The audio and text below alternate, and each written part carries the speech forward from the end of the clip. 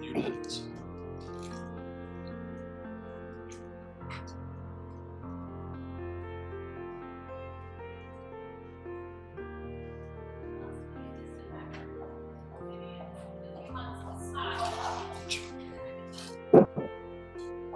good evening, everyone.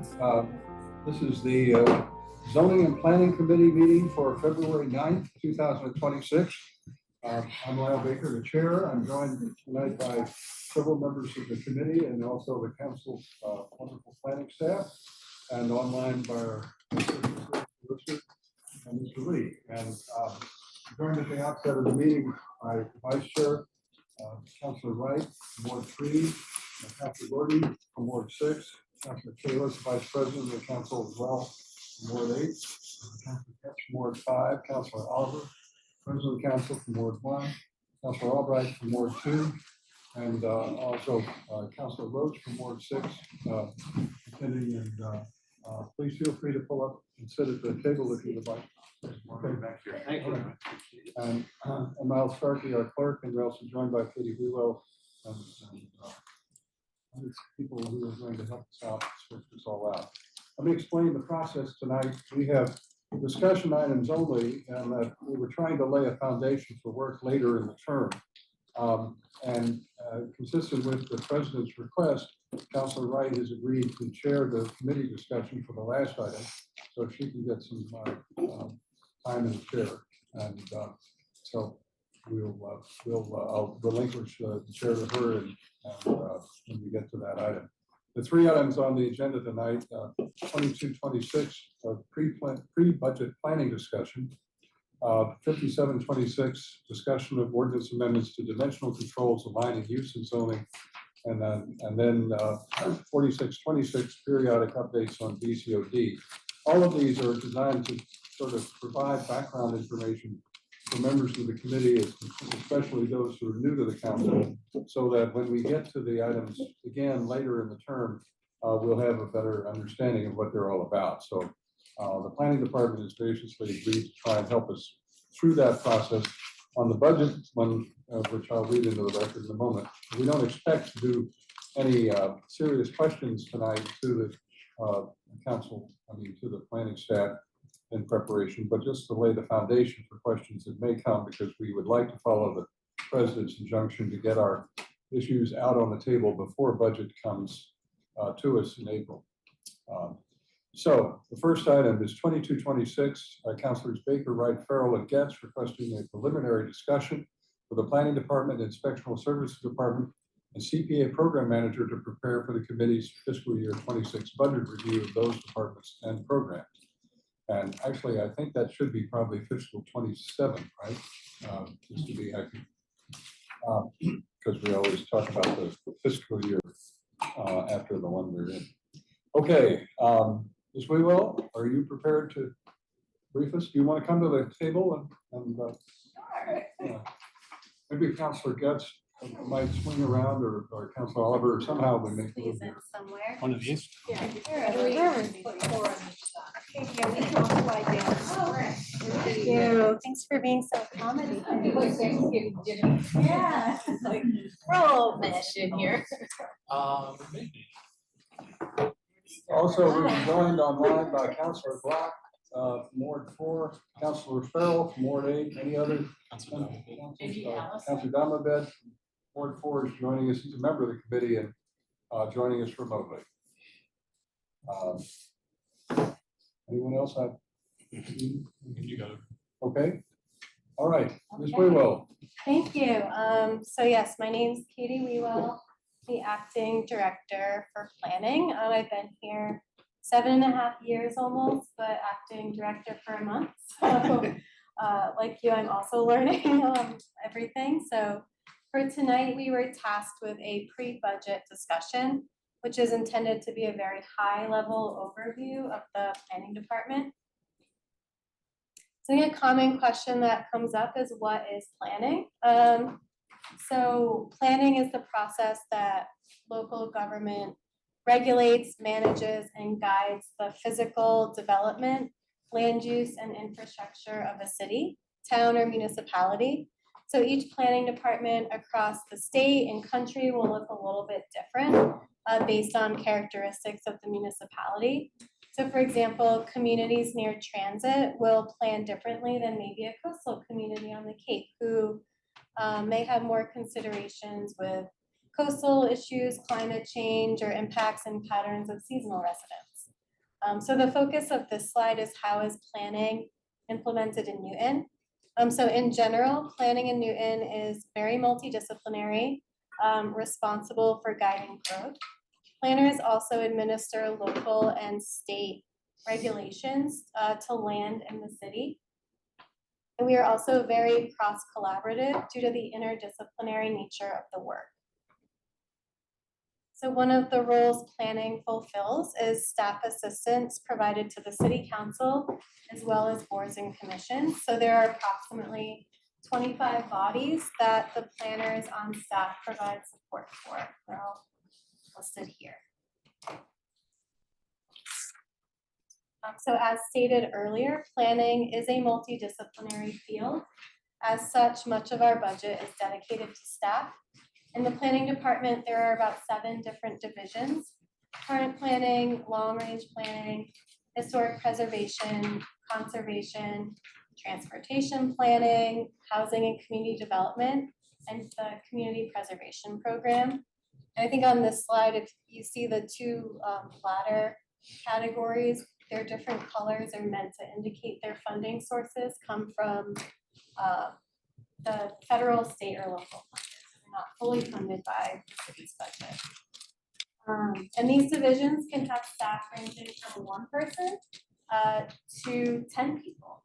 And we have 31 staff members total, a mix of full and part-time staff on the planning department. So on the following slides, I'd like to give an overview of each division and what they are responsible for, the role they fill when interacting with the council, public, and our colleagues in the administration. So current planning, the main function of current planning is development review. So when somebody is interested in further developing land or changing the use, the planners in this division consult the zoning ordinance as well as being aware of any state processes to determine the path forward. So should a project be approved, the planners also review applications for building permit as well as occupancy to ensure compliance with the decision that governs the land. And overall, generally just responsible for implementation of the zoning ordinance. So next we have long-range planning. These planners work with the administration and the city council on zoning updates and long-term legislation for the city. So whereas current planning is implementing the zoning ordinance, the long-range team is tasked with the research and analysis that informs any zoning updates as well as comprehensive planning. We also have staff who fall into this division who are tasked with the communications piece of planning, the website updates, the planning newsletter, social media, and further goals are making information easier to find, more accessible, as well as developing ongoing relationships with stakeholders and community groups. So the historic preservation team reviews applications for demolition delay and work within the jurisdiction of the local historic district commissions. Planners in this division communicate with applicants on materials submitted, scheduling of projects on relevant agendas. Our conservation planners are tasked with wetland protection and permitting, managing 300+ acres of conservation land, serving as a general resource for natural resource management, including trail creation, native and invasive species, climate adaptation, etc. So the transportation planning, the objective here is to support people of all ages and abilities moving around the city by foot, bike, subway, train, bus, vehicle, or other modes of travel. They also oversee city transportation programs such as GoGo, Newton, and Blue Bikes, including the budgeting, data review, contract oversight, and coordination with those partners. Community preservation program is the division or person responsible for administering Community Preservation Act funds. So you heard a little bit from the staff member at the prior meeting, Molly, about a proposal using CPA funds. So this program is funded solely with Community Preservation Act funds, which is mainly local, but like some, I think the state matches some of those funds as well. And they've seen approximately 100 projects over 25 years completed. And they're focused on the areas of expanding community housing, historic resources, open space, and recreation opportunities. And lastly, we have our housing and community development team, which their objective is supporting the production and preservation of affordable housing and housing rehabilitation, human services for low and moderate income residents, homelessness prevention, support services, and the removal of architectural barriers for people with disabilities. This division is largely funded by the federal government, and they administer those grants that the city receives, such as the Federal Community Development Block Grant, CDBG, Home Investment Partnerships Program, Home Emergency Solutions Grant, and from the U.S. Department of Housing and Urban Development. We like to joke they're the acronym department. There's a lot of grants with different letters and acronyms. So that concludes kind of this high-level overview. I'm happy to answer any questions or note anything to follow up on when the time comes for a more in-depth budget discussion. I've got a bunch of hands up, so let me start from when I saw in order. Councilor Wright, then Councilor Albright, then Councilor Guest. So you said there you have right now 31 full of part-time staff. What's your normal size department? You're not fully staffed. Oh, those reflects all the positions. So it's But they're not all filled right now. correct. How many are not filled? I think 2 or 3. 3, yeah. What's are those? Senior planner, chief planner for current planning, and then the director. What's the last one? Sorry. Well, I would say the planning director. Oh, right. But there's several people in acting roles as well, so. You. Yes. Okay. But in terms of Truly. you're making- under strength by 3 people Yeah. in a sense, right? In the sense of the table of organization gives you more than you have now. Yes. Just, I think. Yeah. All right. Councilor Albright, then Councilor Getz, and then I think Councilor Kalis, and Councilor Gordon. Right? So I was going to ask a similar question about how many vacancies you have, but so right now Nora is the only person serving the zoning and planning committee, and we used to have Jen and Zach and Nora. So what's happening there? Yeah, so we're hoping to post for the senior planner. So Nora has also been promoted to chief of long range planning. Yay. Her first day is today. So. Condolences. And I'm not sure, I'm certainly kind of planning to help and, take on the task of long range. So while I'm acting director, my permanent role is deputy director. So I was moved into Jen Kyra's role and then placed in the acting director role. So I do kind of see that as Okay, a responsibility of mine as well. Okay. Sure. and is so when her job is vacant, is that already posted? The chief planner is posted since we just, Nora's first day is today. The senior planner, we will have to, I think, review that job description and then post it. Okay. Thank you. Okay, I want to put myself on this. Councilor Getz next, I think. So, thank you for the high level. I actually am more curious about going into budget, where you see the needs and where you would like to sort of consider if you were going to have, free cash, where you would want to put it. I mean, have you even thought that through? Is that something that you've been, but you've I been mean, in that, you've sort been of, there, but more so- from like a personnel management perspective. So I think things like trainings, maybe being able to go to more conferences, kind of doing more professional development opportunities. But that's sort of just mainly kind of reflective of my leadership priorities, but something I'm interested in looking at more. Yeah, and if you had to, so, I mean, in terms of your wish list, that's your wish list, right? I would say right now, yeah, I'd like to spend more time and think about it and Okay.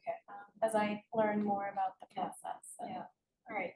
And then, if you had to sort of divvy up the pots in terms of like, the amount of staff time that is being spent on specific arenas and in specific arenas, is that something you've thought about? Like, I just sort of like, I want to value attribute each slot, so that then I sort of see where the shifts might be able to happen, or, just have a better understanding of, because you talk about legislative support, you talk about specifically the amount of content that you have to generate for each of the committees, and I see that as a vital role and a required role.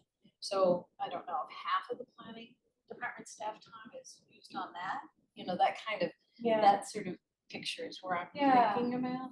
I can definitely kind of look into that more. I Okay. don't have an, I think it also varies on the volume. I know my background is mainly in current and there's no sort of lever to be like, no, stop applying. So you Right. just have to kind of manage and work with the applications that come in and the attention they warrant and when they go through the comprehensive permit process or the special permit process. So Yeah.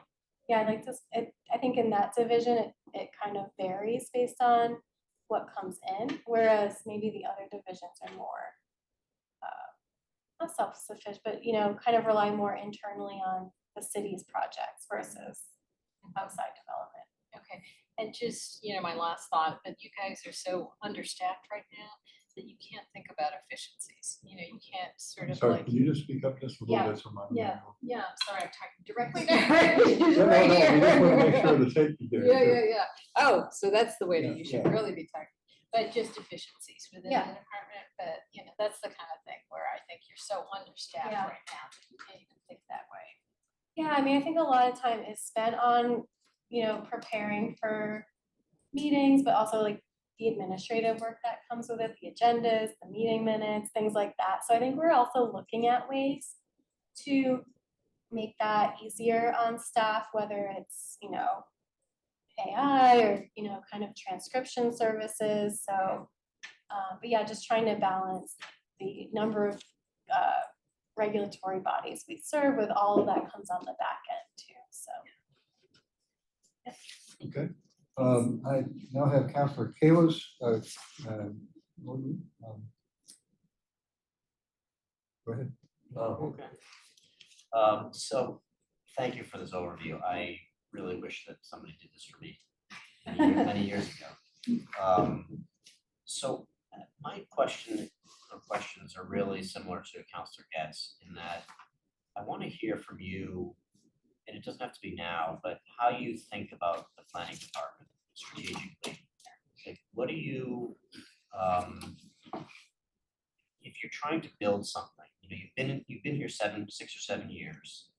You've been able to observe, and I'm sure, like I do at work, I always think, oh, they should be doing this, or we should be doing that.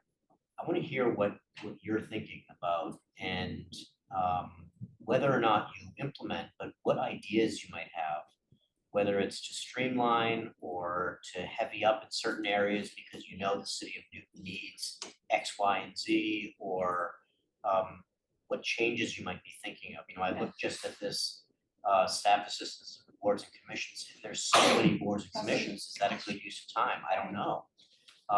But I want to hear that you're thinking about these things because, and it doesn't have to be everything, but I'm just wondering if you have anything that you can share about, like, even if it's you know,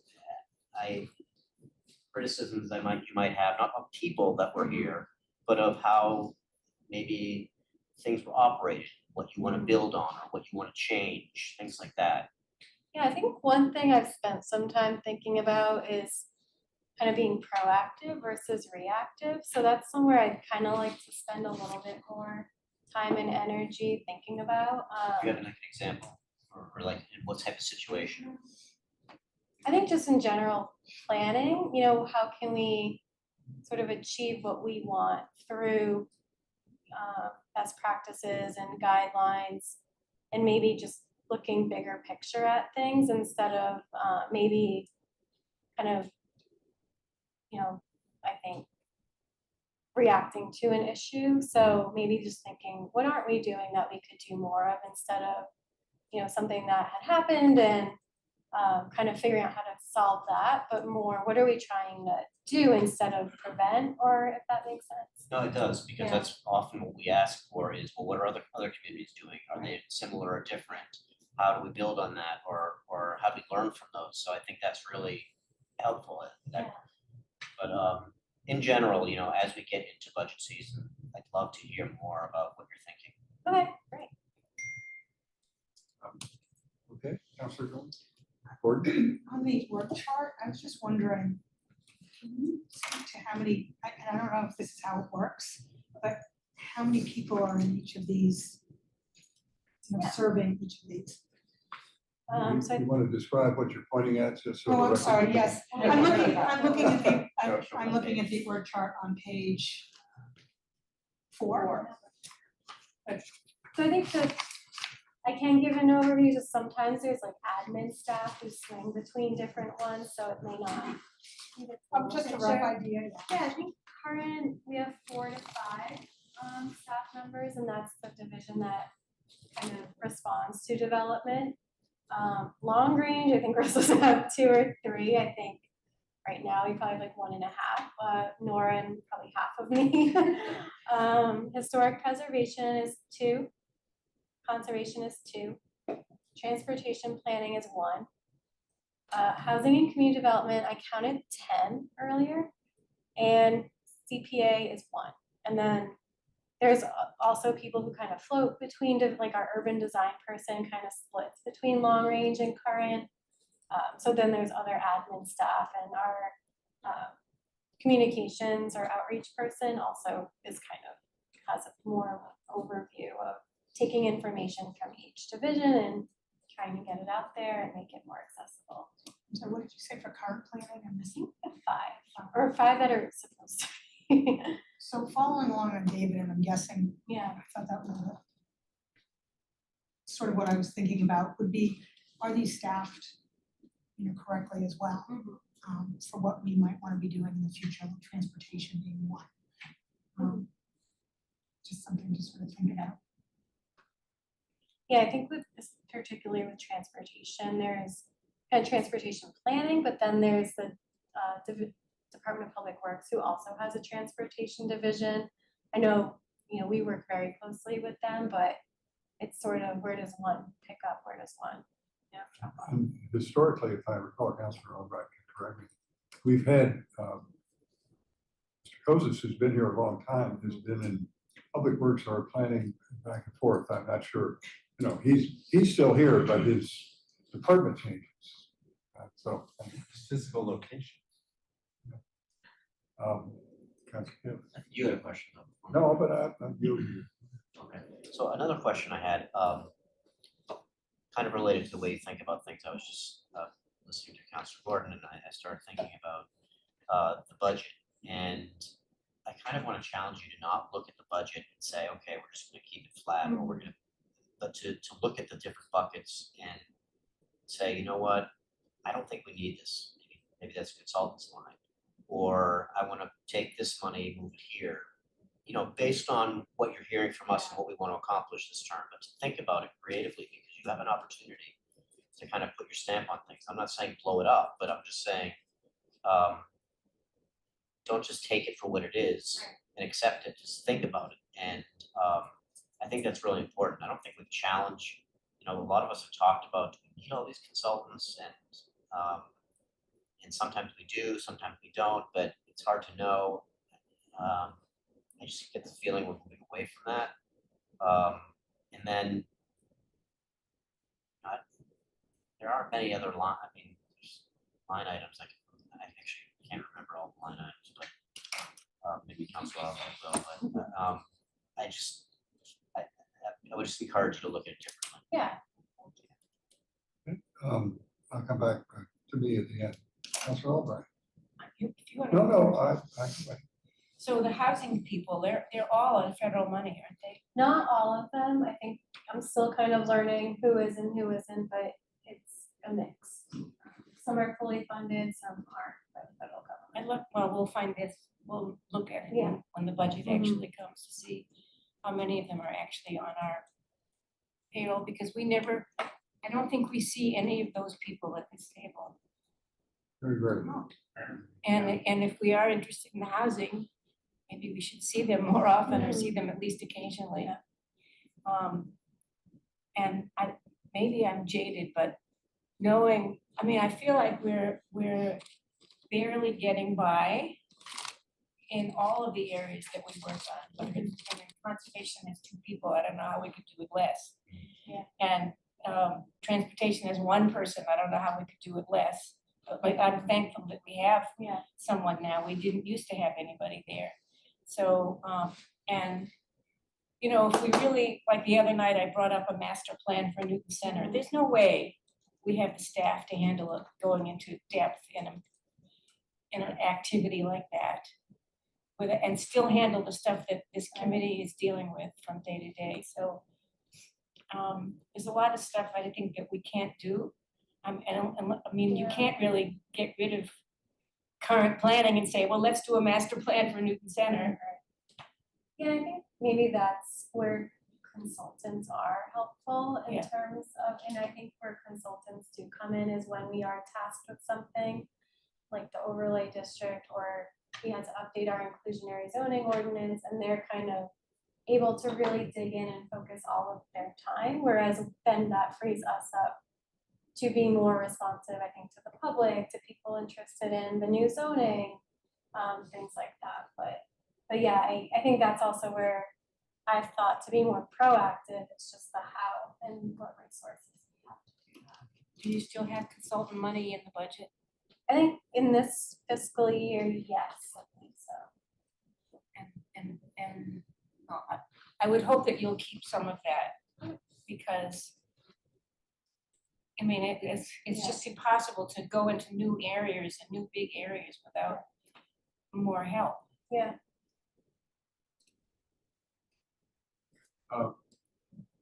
Councilor Root.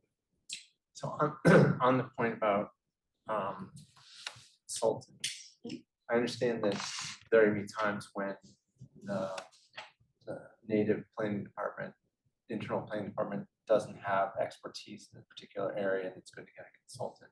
But also, I think it would probably be better to staff appropriately. It's cheaper to staff where we could do things and also develop talent or work with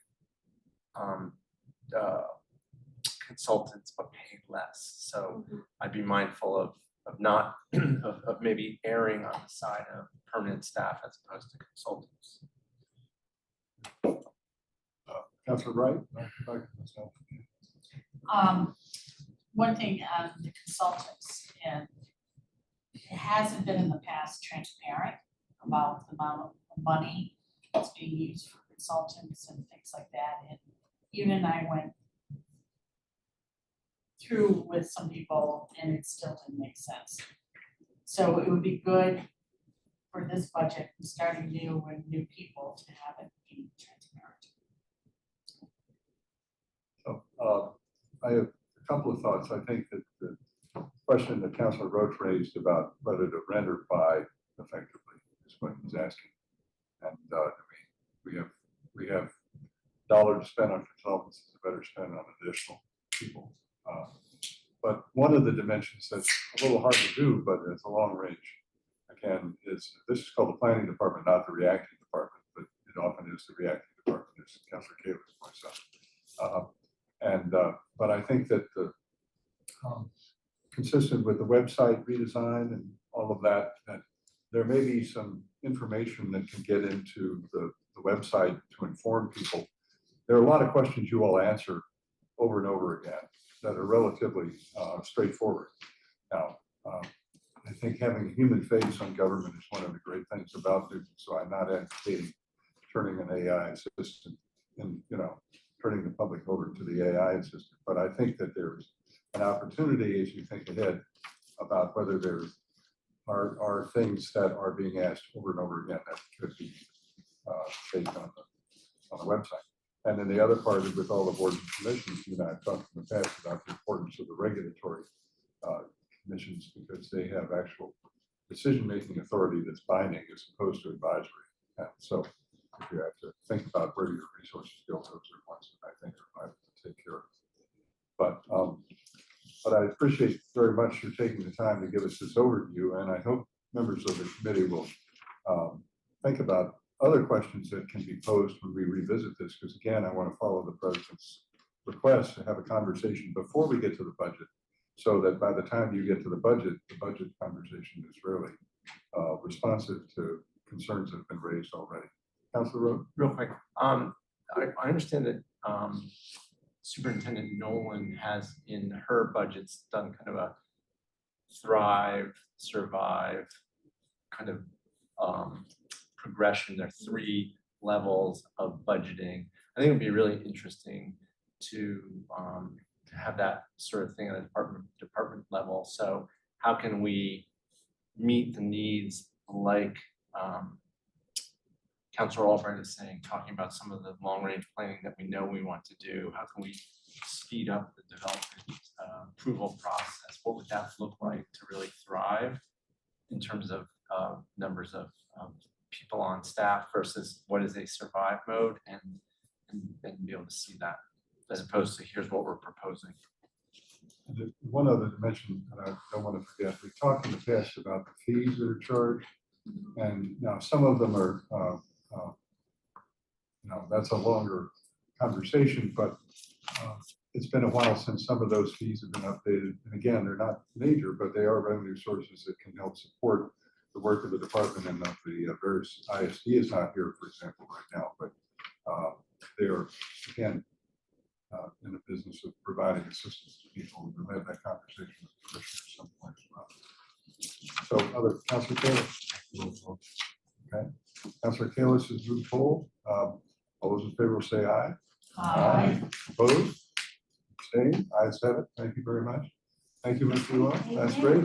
Now, don't go away. You get to stay for the next item unless you want more out of it. Switching out. Okay.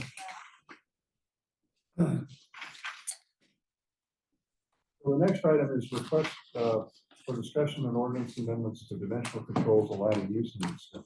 And so this is Councilors Oliver, Wright, Getz, Roach, Maliki, Kalis requested discussion to determine alignment of dimensional controls, setbacks, FAR, et cetera, for residential developments within BU lots with focused consideration of lots in and adjacent to residential neighborhoods. And Councilor Oliver, you were the lead docketer on this one. You wanted to say a word about where this item came from, because it was an item we had before, which has been revived for the new term. Happy to. And I apologize for talking loudly. It's for their benefit, not necessarily yours. But so where this originated was, no pun intended here whatsoever, but it originated in Ward 1 with a few projects that were going on that were easiest way to say it. Business, I think they were all BU1 lots that were being utilized for 100% residential. They were also utilizing the benefits of the commercial controls, in particular FAR and setbacks. And what was happening was, you know, I don't think it's any secret here, 20 Clinton Street came about and drove people bonkers once we really started to see what that meant on the ground. And I think the item that's in front of us now is tackling a part of the challenge. The way it's currently worded kind of focuses it a little bit differently than it was originally intended. But there are also lots where that are not adjacent to residential, that if used for residential, I still believe I'd like to have the conversation at least about the simple fact that if you're using a lot for 100% residential, residential controls should be required. Anyway, that's the quick overview of it. You know, without getting into the tear down item that I think is a little bit adjacent to this one. But that's the general gist. So now, congratulations as well as condolences. Welcome. Thank And, you. Do you want to take us through this one? Yes, and at the risk of stopping the momentum, I was just wondering if it would be okay to introduce myself a little bit since it is technically my first day in this role. For those I haven't had the pleasure of working closely with. My name is Nora Master-Colello. I have called New England home since moving east for college, but I am originally from Seattle. Don't hold it against me. Oh, wait, before we just skip over that, who are you rooting for last? Oh, Don't I'm- answer. You can just say, you can just say yes. I'm married to the biggest Pats fan, so I have, my loyalties have changed. All right, then proceed. I first started working with ZAP about 2 years ago. The first kind of project I supported with were the zoning amendments to expand opportunities for local businesses. And what resulted from that project were, if those of you who voted on it recall, the expansion of uses for shared maker spaces and business incubators. And then since then, like the work of the committee, my work has focused on preservation and shaping residential redevelopment. So I may have been a little bit more behind the scenes conducting some of the analysis on tear downs, and then, you know, working on the recent facade ratio regulation. But yeah, I'm excited to work with you all and keep improving Newton zoning. I will share my screen. So similarly, in the vein of introductions, this evening, since I know it's a new term, we've got some new counselors. I will just be adding context to what Council President, excuse me, Oliver has started to kind of walk through in terms of what the concern around the residential uses in business zones are. So there we go. You can see, so here's the docket item 5726. And I just wanted to kind of hone in on the language of the docket item. We're really looking at alignment of dimensional controls, so setbacks, height, FAR, for residential developments in BU lots, with that focus on adjacent residential neighborhoods. I wanted to kind of walk, it's a bit of a web how this happens, so I just wanted to be super clear about what exact scenarios we're talking about. This is when a residential use is pre-existing in a business zone. And so if that property owner applies for a special permit to redevelop fully residential, that special permit's either granted or granted with specific conditions. And as Council President Oliver mentioned, that residential development occurs using those business dimensional controls, business zone dimensional controls. So here you can see kind of zoomed in, again, going back to why that adjacent to residential zoning is particularly relevant. You can see the side setback, and that is based off of the adjacent abutting district. where this is occurring in Newton. There's clusters throughout, but it's really a majority in Normanton. 94 of the 133 parcels that are residential in a business zone are in Ward 1. And here you can see kind of visually what we're talking about. This is Adams Street, and you see that many of the parcels, almost all along this stretch of Adams Street, are zoned business, including some of the side streets. And here you can see the land cover map from 2016. It's changed slightly, but not significantly since then. And you can see in the yellow, that's all the residential uses, with just some smatterings of commercial.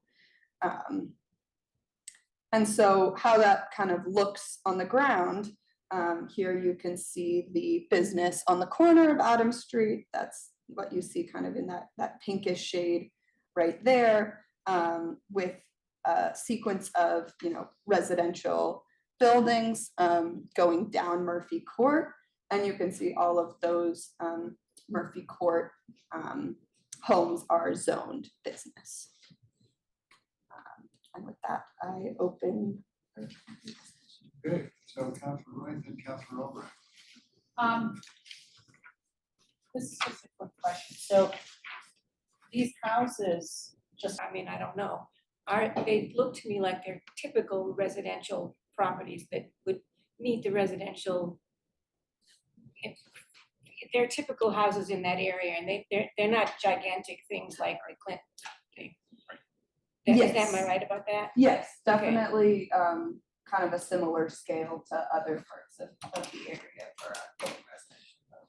So if one of those, let's take the example of Council Wright, one of them gets bought, they want to tear it down and put something else up, and it goes for special permit. So does the land use committee have the ability to say, you're in a business zone, but we want you to meet the residential standards? I believe so, but I will defer to, no.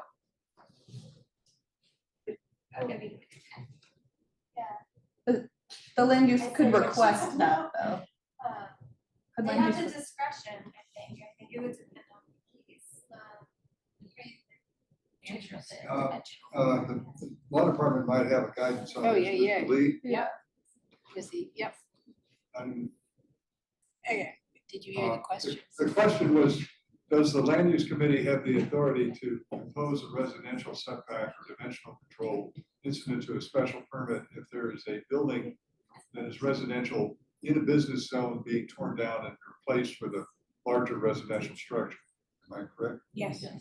The special permit granting authority could put those conditions. They would have to, squarely put it in the rationale for why they're making those determinations. And as long as they do that, generally speaking, of course, we have to look at each project on a case-by-case basis, but generally speaking, that'd be permissible.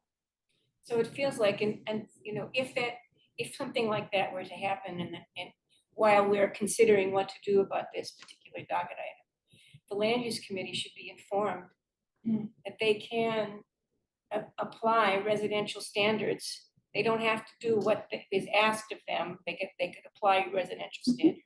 So I think that would be an important thing to pass on to them. Yeah.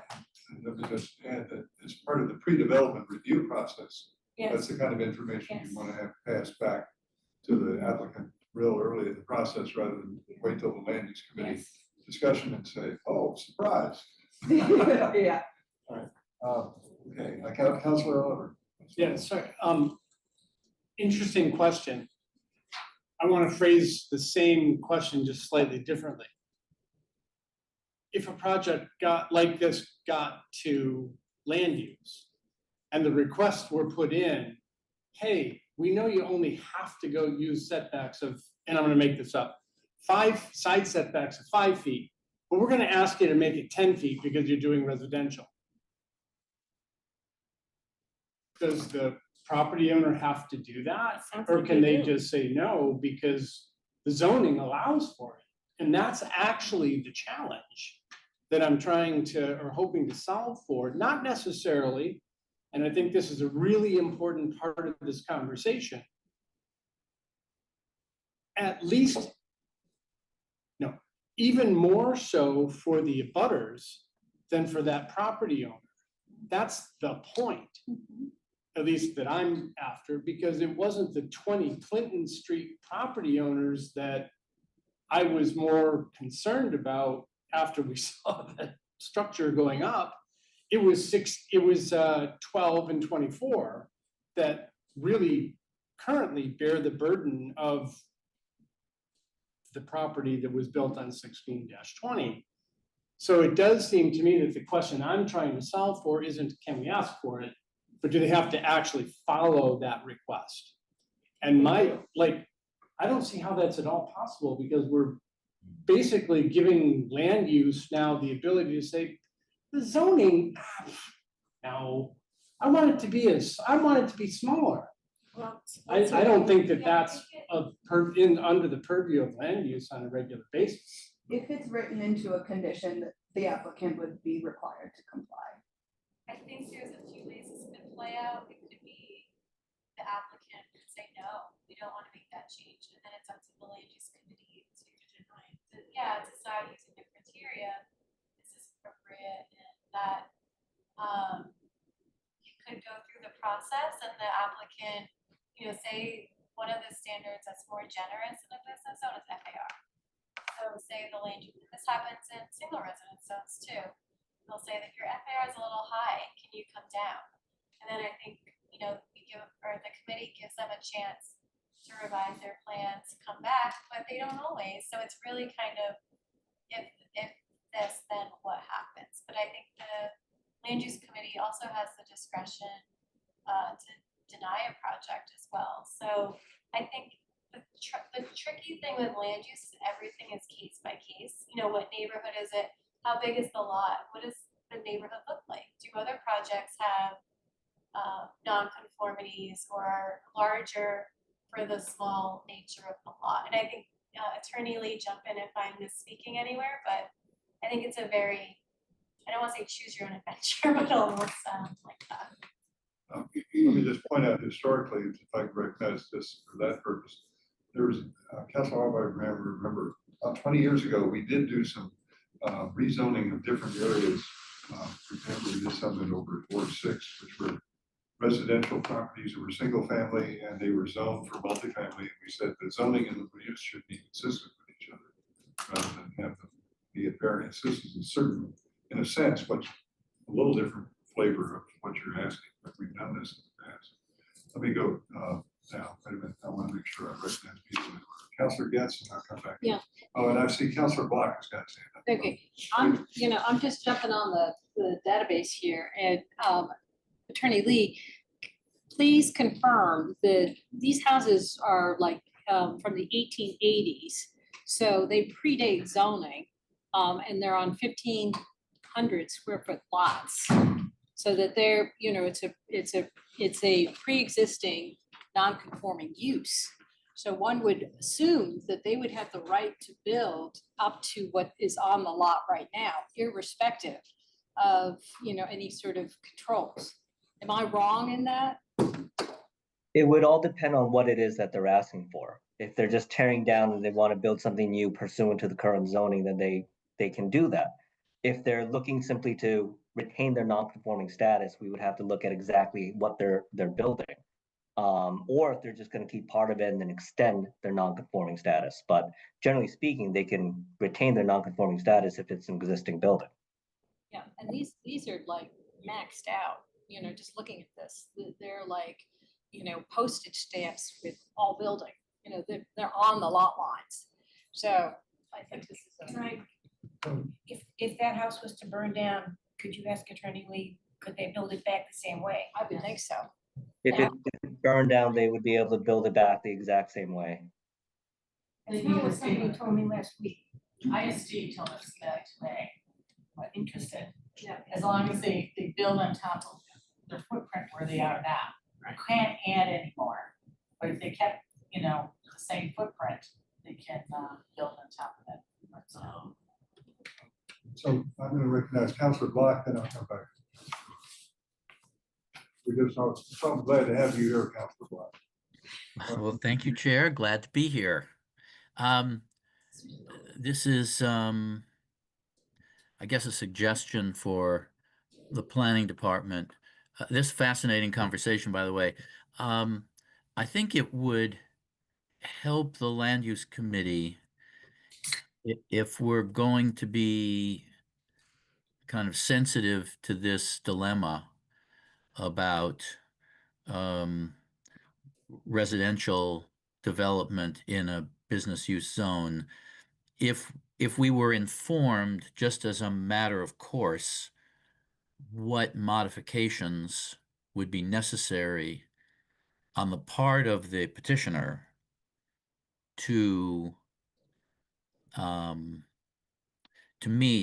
comply with the residential zone requirements.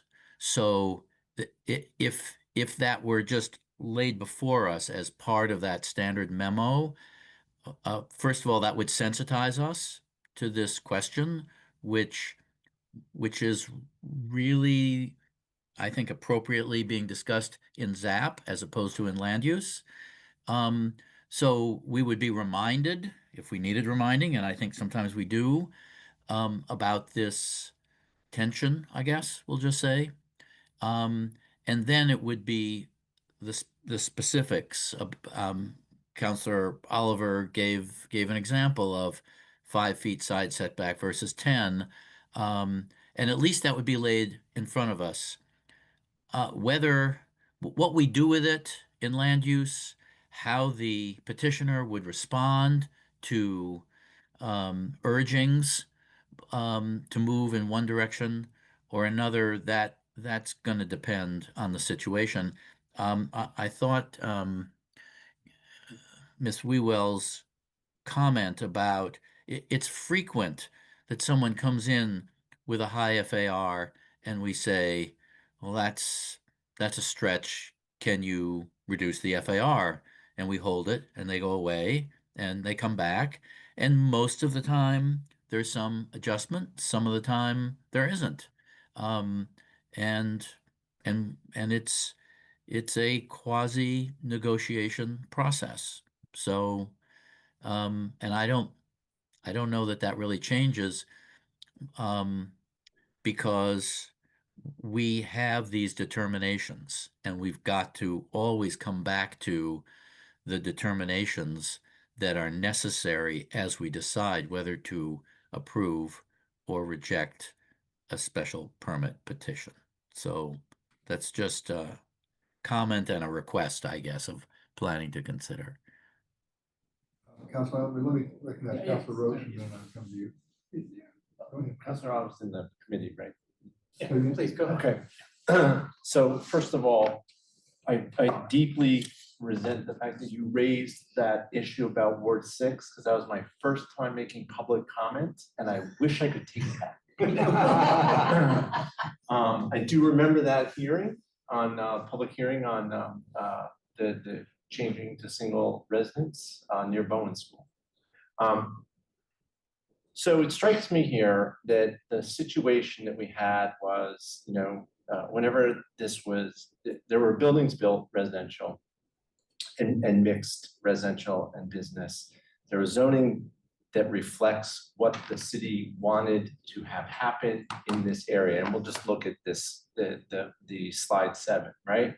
And that desire to create a business zone did not kind of overcome the built environment, and it remained residential. And I think what we should be doing is asking the same question, which is, what do we want to have here, rather than tinkering with the dimensional controls?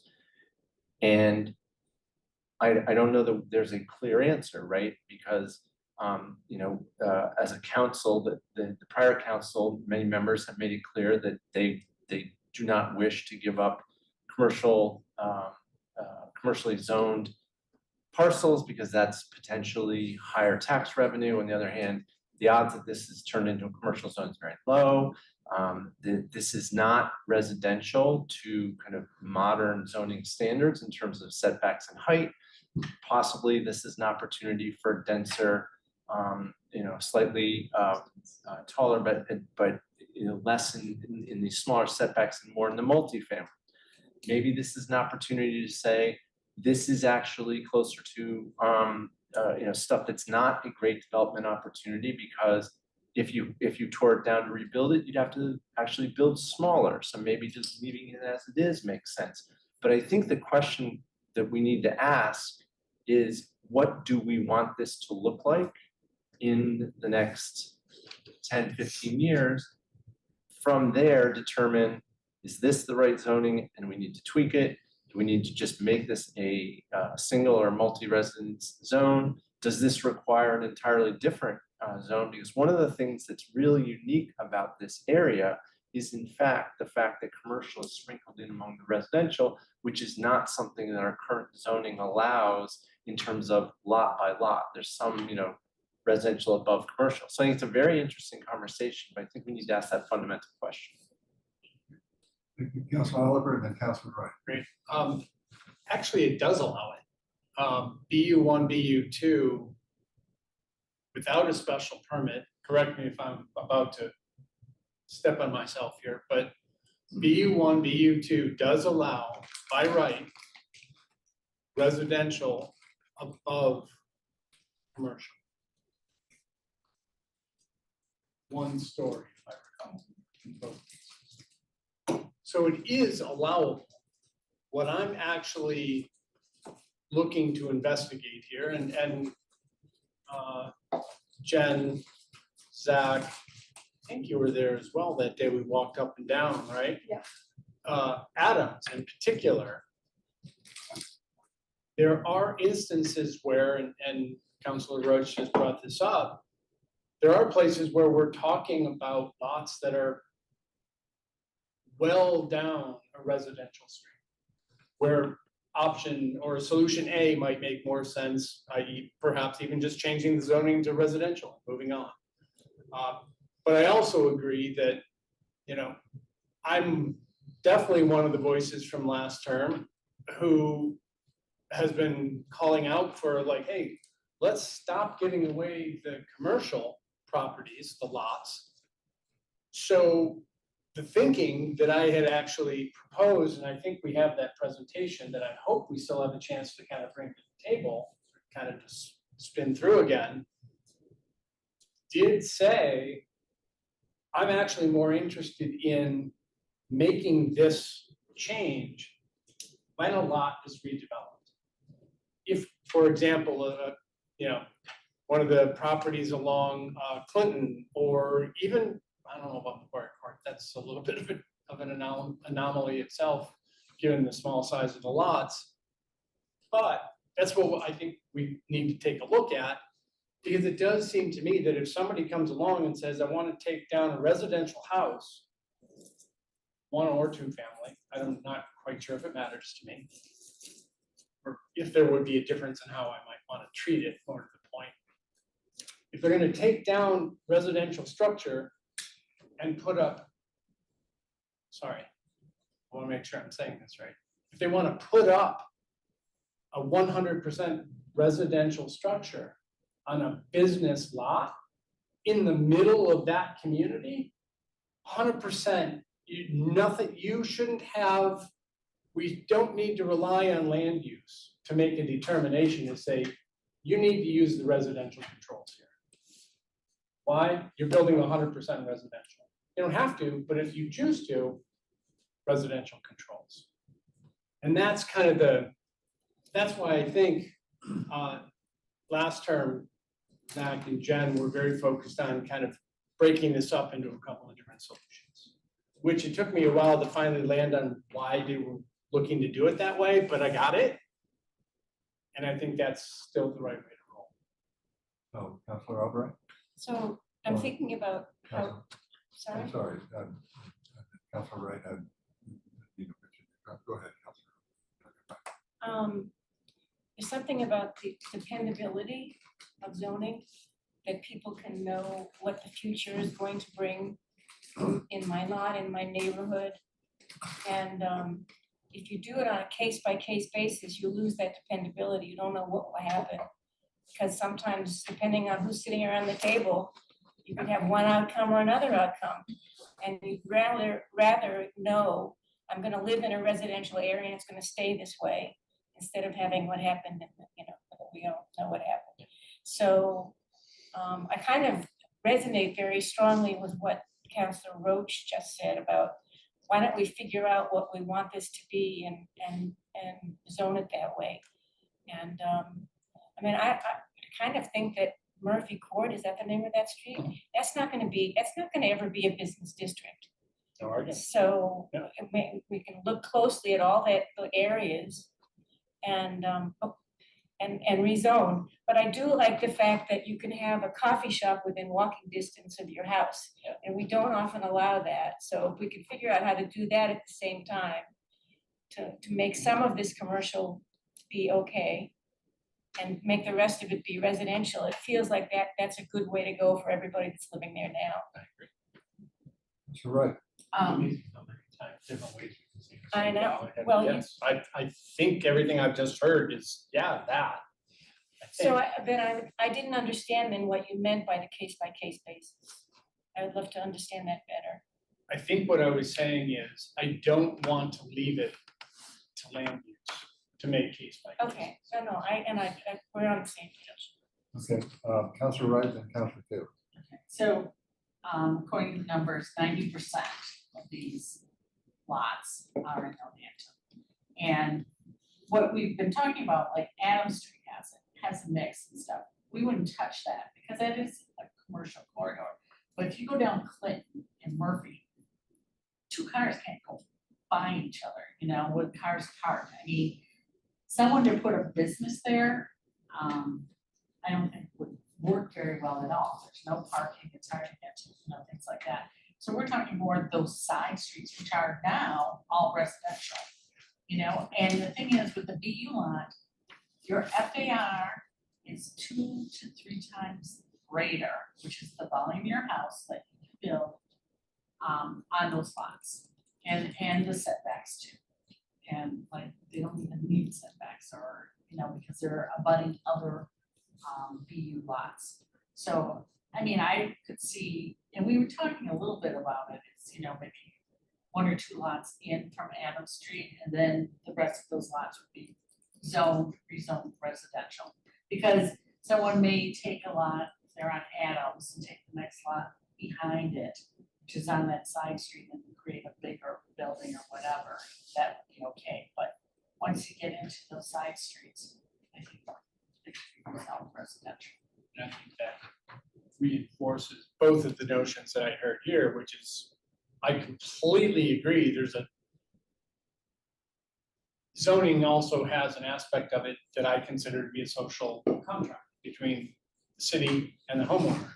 And what you see there, when you buy your lot and you're in a residential neighborhood, that's really what you expect to see moving forward as residential. Same idea. So, Sorry, let me just add one thing to this. Again, I'm not sure your marching orders should be clear, even if your department has the staff time to do it.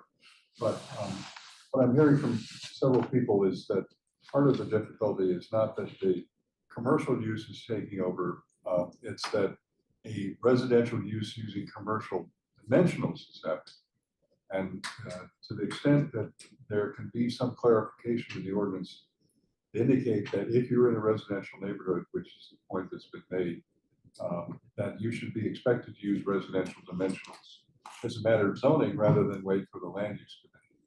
So if that's the sense of the meeting, I think if you can take that back to what might be specific responses, because again, we are delighted to discuss these ideas, but we also want to make progress and avoid a Clinton Street return.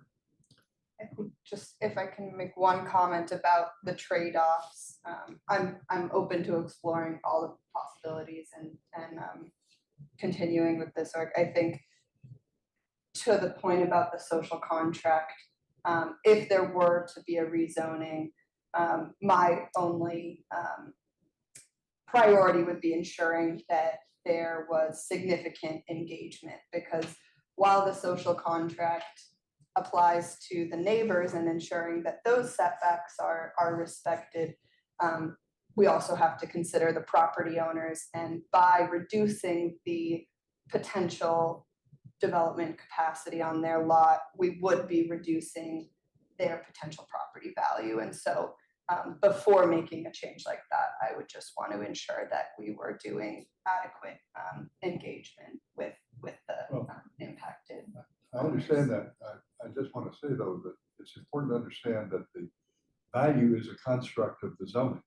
It's not, there's nothing inherent in the house of a size of that size that says that, except that the city has made a judgment that it's a business use rather than a residential use. If the city had made the residential use, we wouldn't have this conversation to begin with. They would use residential side. So I think there ought to be a distinction made between a value shift that is a function of something inherent in the property versus what amounts to really kind of an artificial construct the city has created. So we don't need to, I think those are different kinds of values.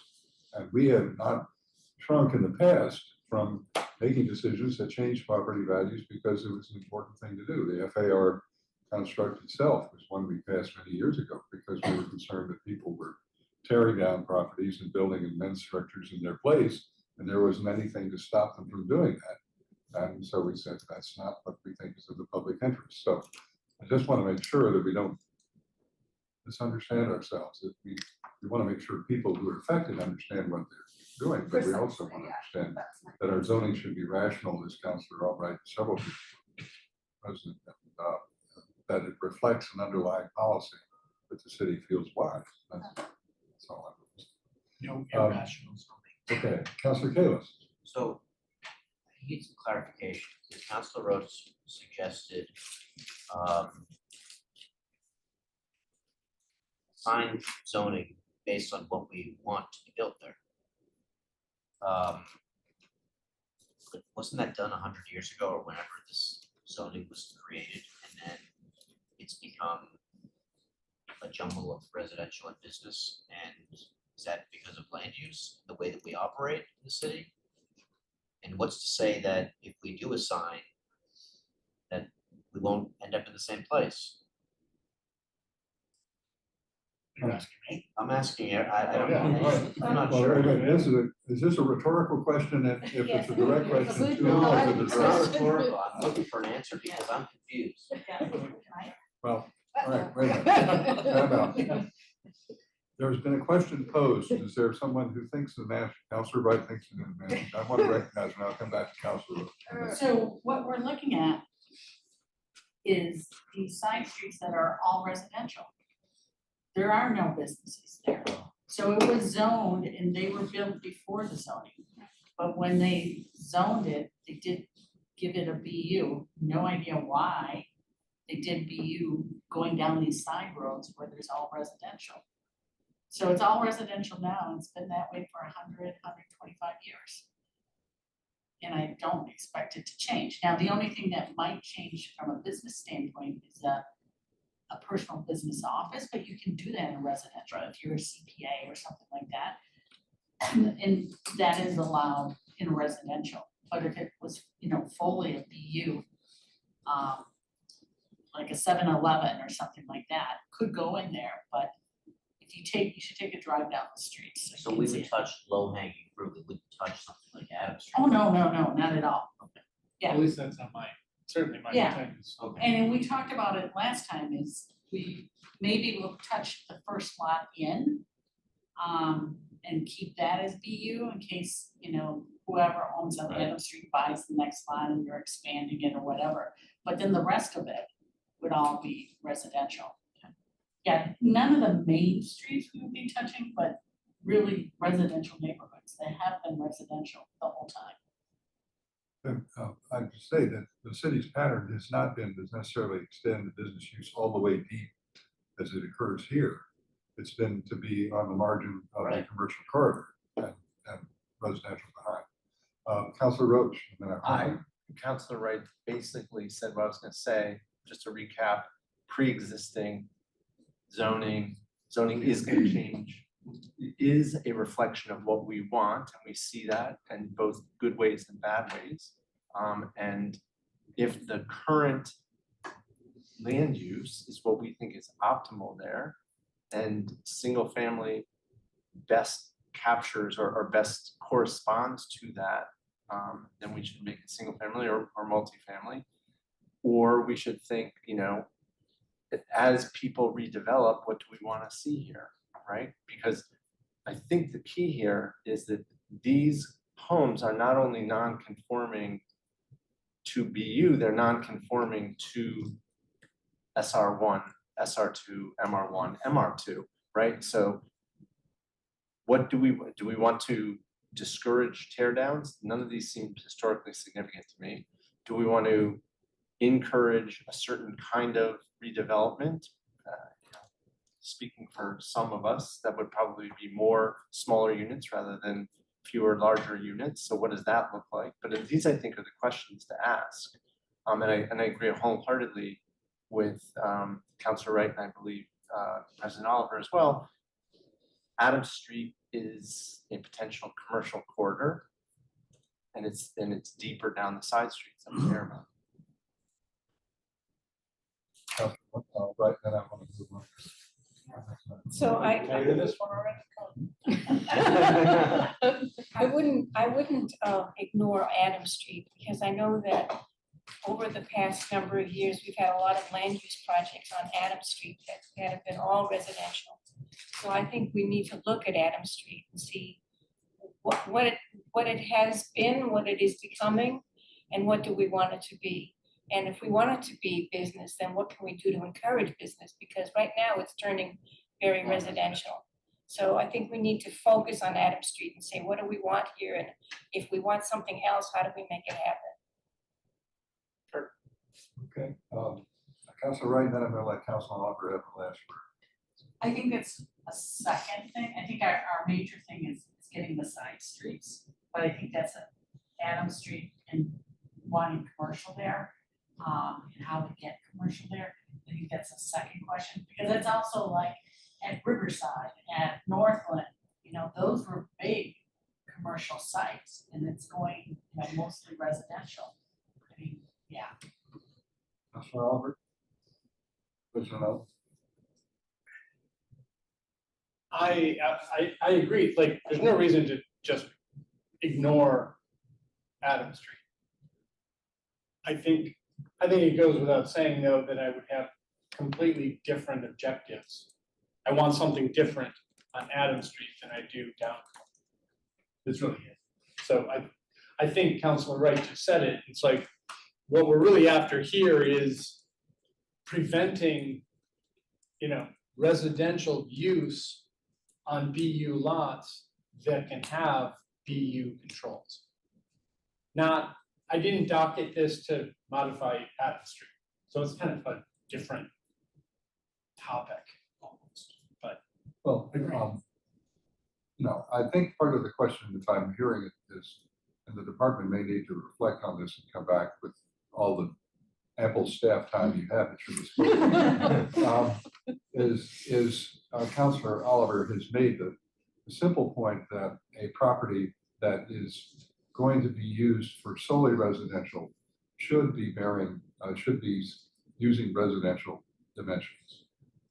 What kind of change that would require in our zoning, in a sense, is a table change, as opposed to what we've been talking about is really a map changes. And that's a different thing to do. But it seems to me that at least the genesis of this idea was that there was an anomaly that someone who was going to be wholly residential, because it happened to be in a business zone, got to play with a different set of rules. And I think the sense of the committee is, I hear it, is that the committee would like to change those rules so that they play with the same rules that the residents use. So if there's a response, as aside from rezoning different, making map changes, I think that would be a question for you and the law department to examine whether there is a relatively simple modification to our zoning that says if the use entirely is residential, it should use residential setback. mean, I don't know if that's any more venture than that, but that's what I hear the sensitive committee would like to do. Now, what happens in Nonantum and other various pieces that you've discussed, there are a whole lot of map changes and things, but I hope that we could move this item forward in another conversation, maybe get to the point of even getting an amendment that we can consider. So, does that sense the committee? Yeah. Yeah, Would it Councilor. be possible for you guys to give the wards that are involved with this? I saw there was some Ward 2, there was some Ward 3. Could you just let us know what the areas are in our wards? Because we might want to do something similar. Mr. Donovan, you haven't been quiet, I think. I don't have to say a lot all the time. I'm not required to speak, but we're delighted to have you. Well, just on Councilor Albright's point, I think we said at some point, I heard 90% are in Nonantum, but it's actually about 2/3, it's 94 out of 133 parcels. And Was it so, 100? Oh, I thought it was 100. okay, so yeah, so it's what's that, 3/4 or so. And so it seems like because we've considered this tonight so carefully, kind of looking at the maps in Nonantum, if we are gonna be considering a table change, like a map change, then it seems like we should at least take a look at the other neighborhoods where there's a certain amount of this and understand what the context is there and what the impact would be there. Yes. And I think it's also wards 5 and 6 have from a quick look at the map, a good amount. Thank you. Councilor Wright. You want to say anything? We were last time looking at lot by lot, which I think we need to do. And it's a bunch of them together. I mean, it's not gonna be that hard. Well, I'm going to suggest that this is not a lot by lot. I think that there is some, you can look at the various areas, but I think what we're talking about is a dimensional requirement shift. Now, it will have lot by lot impacts, but you want to know what those impacts are and where they are, but I don't hear anyone desiring that we want to see buildings oversized just because they happen to be in a business zone as opposed to being a residential zone. I think that's an anomaly of our zoning that we would like to remedy, as I hear it. So that part, I hope that the planning department would take home and say, okay, if you want to do that, what does that look like? Right? Is that fair summary? Okay, thank you. Entertain a motion to hold on this item? Hold. All those in favor will say aye. Aye. Opposed? Abstained? Okay, the ayes have it. Now it's my great pleasure to relinquish the chair in favor of the vice chair, who's going to run the next conversation. And I can take my cookies from you over here. I'll stay there. You want to stay there? Yeah. Oh, you don't, come on and sit up here. Oh. Are those cookies up? Yes. Yeah, these are, for those of you who are new to this committee is very highly intellectually engaged, but we won on fuel. Yeah. You know? PCOD. Oh, I thought I was.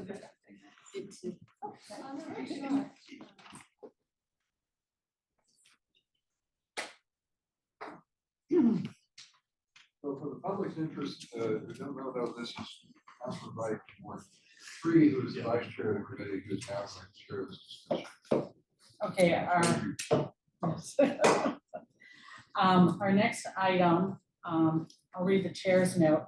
The discussion on the following item will be designed to help explain the Village Center Overlay District, which we refer to as VCOD, and its relationship with other zoning ordinances to allow for future updates from planning, inspectional services, and law.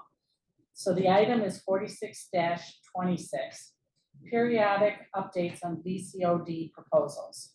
Councilor Albright requesting updates twice per year on potential projects brought to the planning department under the new Village Center Overlay District. The updates should include indications of interest and actual permits filed for which villages and under which zoning districts, number of stories and units, as well as a type of entity requested, VC2, VC3, MRT, with suggestions for change made about any of these. So this is just a discussion item on this, and it's not the specific data. The intent was just to have everybody in the room understand what the VC district is. We talk about it but there are several of us who lived through an entire ward term.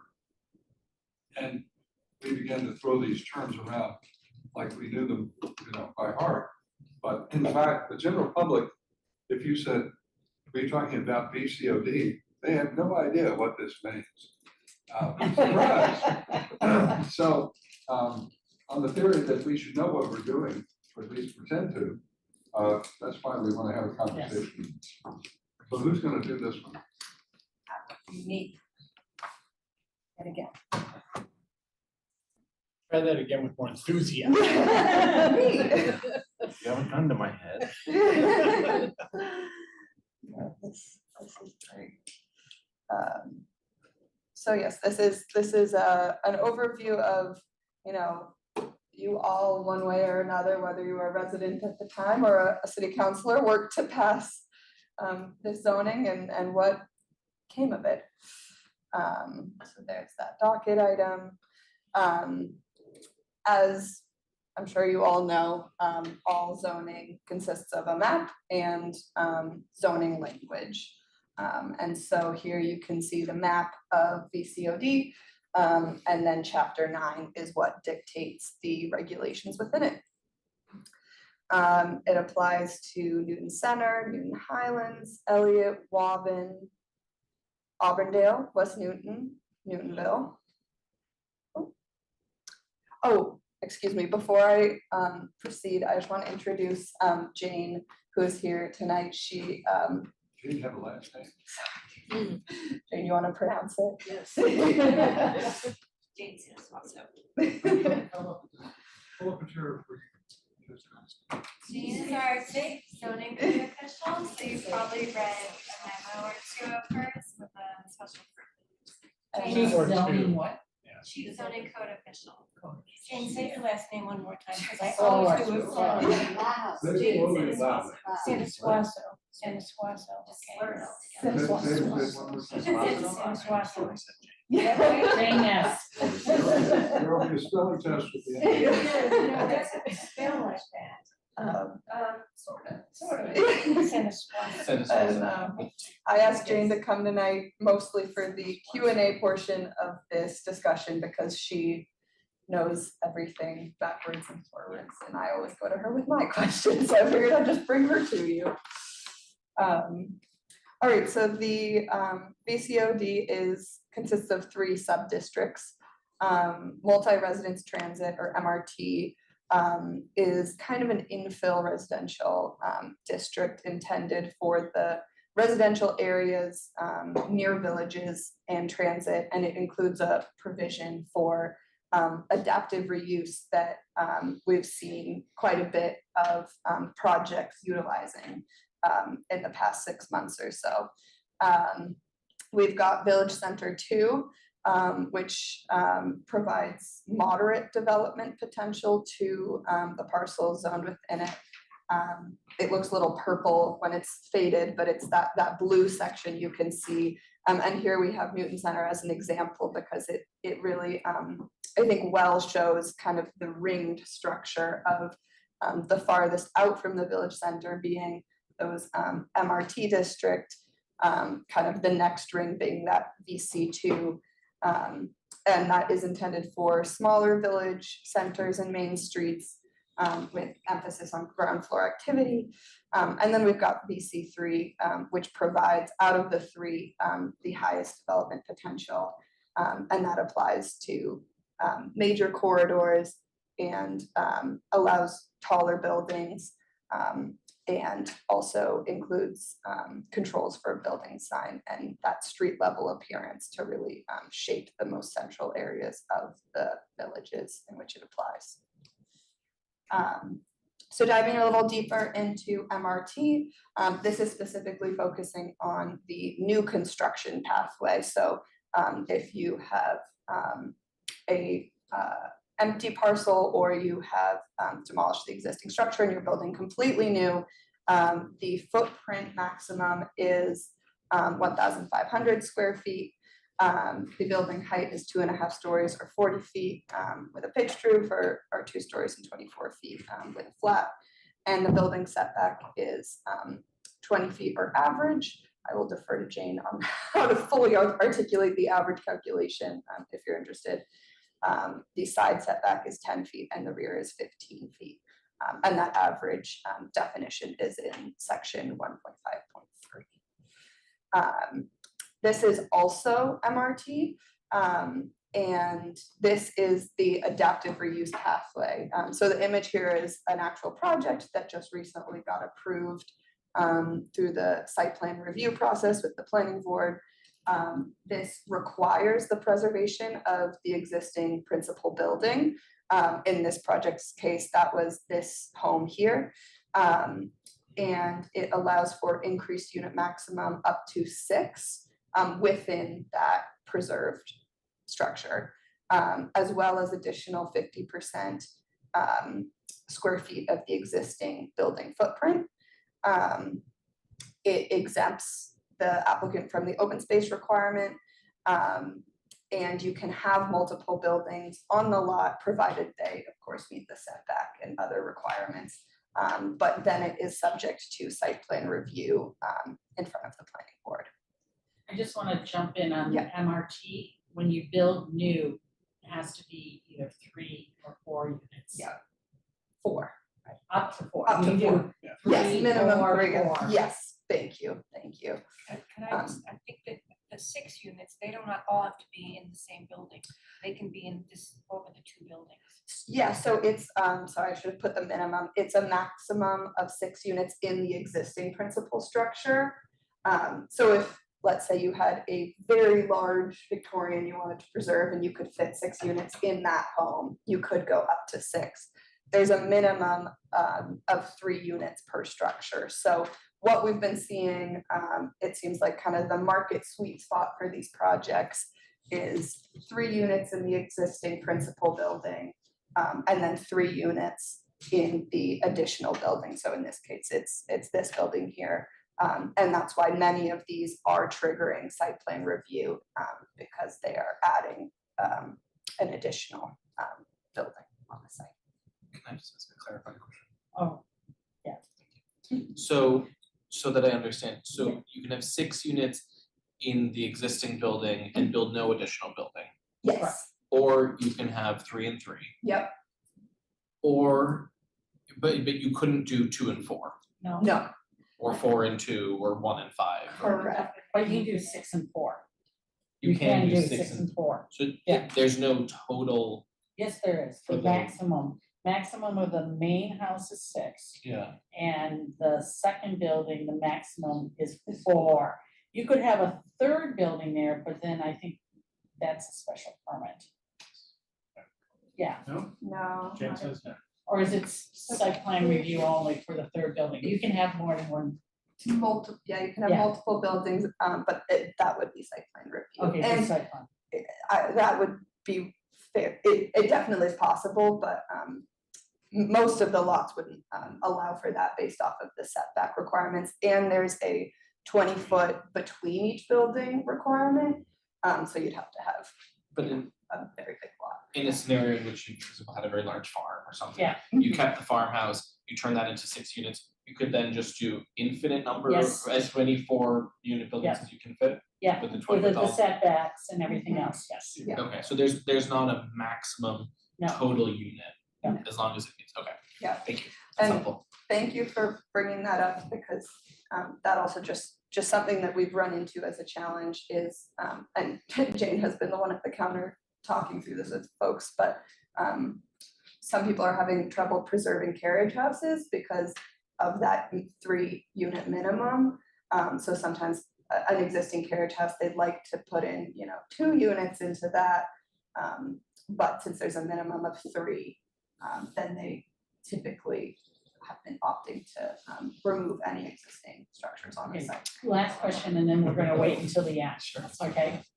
Go ahead, yes. I'm just putting in a plug because I did docket an item which would allow the 2 and 4. So it's gonna come before us at some point. You can all vote. Great. Okay. So we'll wait till the end. Yeah, and happy to come questions. back to this. Did I get to all of that? Yep. So then we have VC2 or Village Center 2. The maximum footprint is 10,000 square feet, maximum stories is 3.5 or 58 feet for a pitched roof, flat roof, 3.5 or 56 feet. 0 front setback, 0 side unless you're abutting a residential or public use district. And then 5 feet in the rear, no matter what, or 20 if you're abutting a residential or public use district. And then BC3, footprint is 15,000. There are, you can have a special permit between 15,000. Oh no, I'm confusing lot sizes. Pitched roof, 4.5 stories or 71 feet, flat roof, 4.5 or 69, and or 50 from a residential district. Side 0, same side setbacks, same setbacks as BC2. In addition to the kind of standard building dimensional requirements, there is an affordable housing bonus. So that allows for an additional story, increasing that max height, an additional 2,500 square feet of footprint. And the requirement for BC3 is 50% affordable at 50%, 50 to 80% AMI. For BC2, it's 25%. And that's also 50 to 80% AMI unless it is ownership in the BC2, in which case it's 80%. There's also regulations around what we call mixed use priority streets. The goal of this was to promote commercial activity in those village centers. So that requires in the entire width of the ground floor has to be an active use. Residential dwelling units are not permitted in the active use area, but there is allowances for residential lobbies, you know, just allowing for an entrance to get into the building, but it has to be limited and secondary. And that these streets are mapped, so there's specific streets on the zoning map.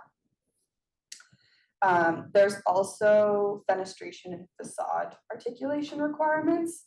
You know, this is really just to enhance the design of these structures, and again, to make that village commercial feel.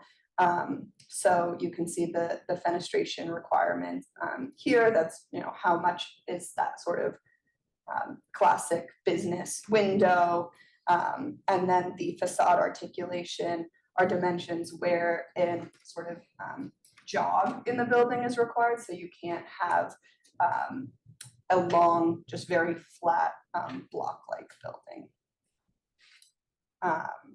There's also a pedestrian realm requirement. So it's intended to ensure that any redevelopment under the VC2 or VC3 does create ample pedestrian space for sidewalks and trees. And there's specific kind of defined outdoor activity that's allowed as well.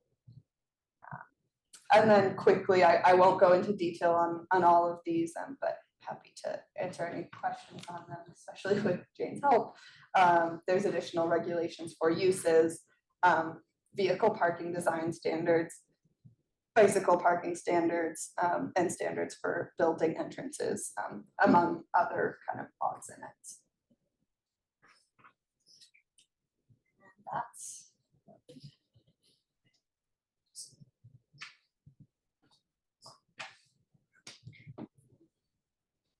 So before we start, I just wanna, a little bit more history for some people. So we started as rezoning all the village centers. So this was only a few of them, but then as we were going through that, then the MBTA Communities Act came in. So then we kind of morphed those two together and some of the other village centers dropped out. They wouldn't have counted anyways towards the MBTA Communities Act. And also that's why you see that big connection of Newton Center and the Highlands into Elliott, because part of the MBTA Communities Act, 50% had to be contiguous. So, but we first started as rezoning the village centers, and we did have a BC1, but that went away as part of when we went to the MBTA Communities Act. Okay, so Counselor Albright, your first question. Oh, I lost track. What my question was. Was it within the plug? No, yeah, it was definitely, oh, I know what it was. So, this had to do with the original reason for docketing is not just to hear about the definitions, which I'm glad that you're giving us, but also to hear about, how are we doing in getting people to do what we've asked them to do. I'm particularly interested in BC2. I know we're getting a lot of MRTs. And I know in my ward, I know of 2 BC3s, but how are we doing on BC2s? Based off of my tracking, which picked up from Jen's tracking, we only have had 1 VC2 that requested a DRT, and we haven't heard how that project is progressing since then. Rice Valley Building. That's BC3. That's great. So I think we actually have 2, the one we talked about today that applied for engineering. Oh, yeah. Say that again? So, sorry, go ahead, Katie. So I think Dora was talking about one where we just had a preliminary meeting with them, but then there's another one where we did have a couple meetings with them and they've applied for their engineering site plan review. So that's to ensure compliance with the stormwater ordinance. We kind of get pinged on it just to make sure they can opt into the overlay so they don't get too far with checking that, but that's still under review by engineering. What about BC3? Because beyond the 2 that I know about, are there many of Can you those? say which ones? I don't know any of these, so can you tell us which ones you know about or which? In my ward, the ones that are, Or across the city? the only ones I know about in my ward, and it's the one, there's a 100% affordable coming on Washington Street where Rice Valley is. And there is another one coming, the church on Highland. It's been going through the historic commission, and I think they're just about done with that. That's BC3. Yeah, those are the 2 BC3s Then that I there's know a couple about. in West Newton. These guys probably haven't heard about it either. And that's BC2 and BC3, and they'll be coming in West Newton. They're not quite there yet to come forward. I know some of them have DRT, but yeah. Those are BC3s. And 1 would be BC2 and 2 would be BC3. So that would be 3 BC2s. Have they had DRTs? Well, the La Roma a while ago, they had a 6,000 square foot lot and they had a DRT for 27 units on a Is that 6,000 lot. 15 Spencer? Yes, That's the one that's in engineering site. Yeah. plan. By the way, that was 6,000 square feet Yeah. and 27 units. yes. Okay, okay, I'll put you. So here's what I'll add, I think it's just missing that one, kind of the threshold for when I started tracking, and I just updated this today to make sure I had it ready for this meeting. This is, so that there's 1 BC2 missing, it sounds like, that received a DRT. But other than that, these are the BC2 and BC3. And then the rest of these are MRT. So is there any way that you can keep that page in a place where we can see it as it develops? Yeah, Katie and I were just discussing this, potentially being able to update maybe monthly with the new projects that are coming. And then the other projects I'm talking about, they haven't sold the properties yet. Yeah. So until that happens, they're not approaching, but they're already forming plans, so. Right, yeah. Okay, so now I have, yes, Counselor Ahmed. So, thank you for this. I have 2 questions related to what you said about carriage houses. Mhm. So correct me if I'm wrong, you said that people want to preserve their carriage houses, but they have trouble meeting the requirement that they have 3 units in them. Exactly.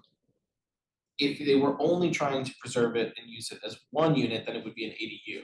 It could be an ADU, is that correct? Yeah. Provided that it were under the various other like size and dimensional and setback requirements, and or that it had received a historic designation, right?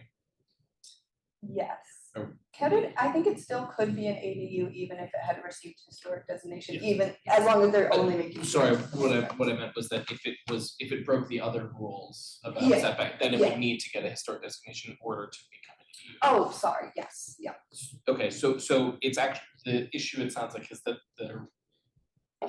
there's a gap around Yeah. 2 units. Yeah. So if someone wants to make it 2 units, it can't be an ADU, but if they wanna make it 3, that's actually, they can't fit 3 into the building, is that right? Precisely, Okay, so yeah. that seems like a kind of funny You need. should fix that. We should fix that,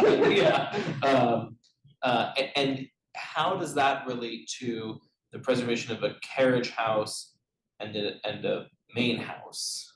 Like are we talking about, do those get counted as 2 separate buildings that can then both be 3 units? Uh-huh. Okay, so is that what's happening? Someone wants to preserve both, but then they have to meet 3 in both? Yeah, And they exactly. say, oh, I can't do 3 in the carriage house, so I'm gonna tear it down and do nothing or build something new. Yep. Okay, that's helpful to understand.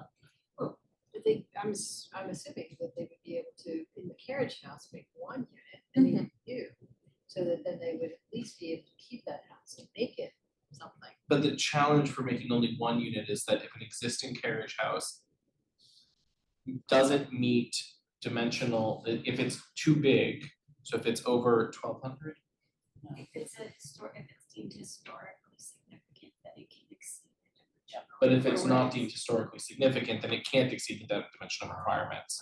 Right. So if your house, what's that? Most are.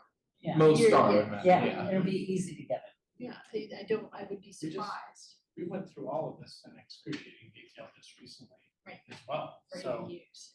and I think we, correct me if I'm wrong, but we didn't leave many stones unturned when it came to carriage houses. But And the, allowing them to be Converted. preserved in multiple different ways. Yeah, as is, basically, Right, as an yeah, ADU. right. but I guess what I'm saying is like the cost, if you might need the rent of 2 That's right. units in order to It's the project cost. make it affordable to have such a large carriage house be converted and be usable as space. I'm just trying to understand why this gap would occur where people say, well, I can't do it, so I'm gonna tear it down. Yeah, Jane, do you wanna speak to what you're hearing at the counter at all?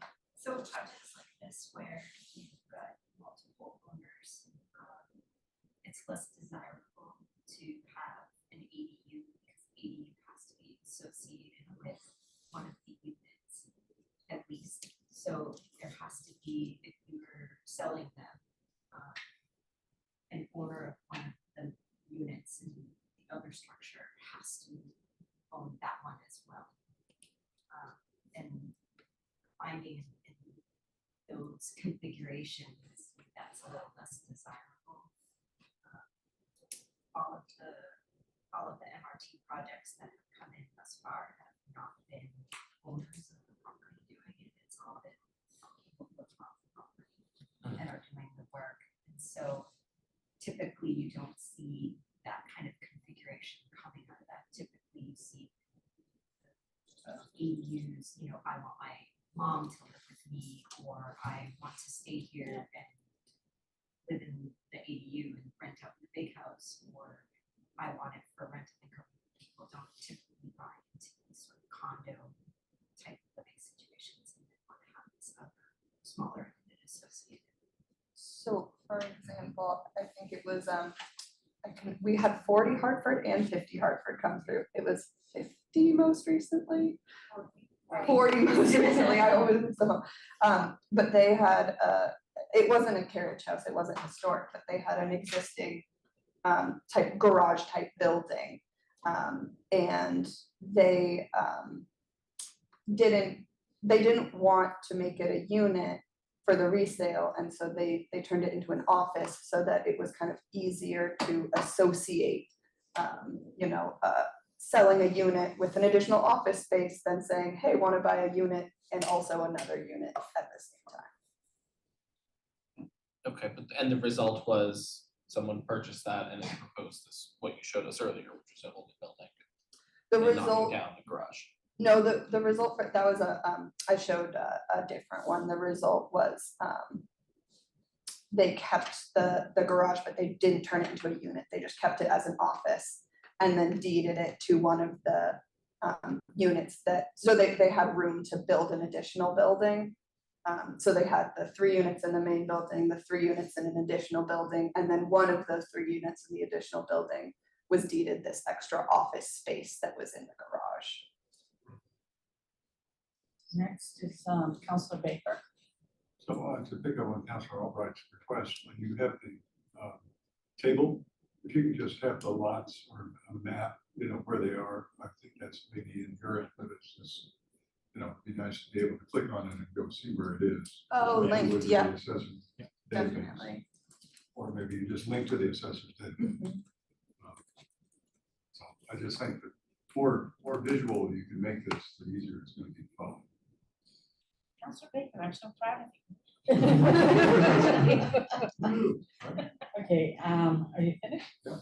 Councilor Kalis. I just wanted the table. Yeah. I'll get it to you.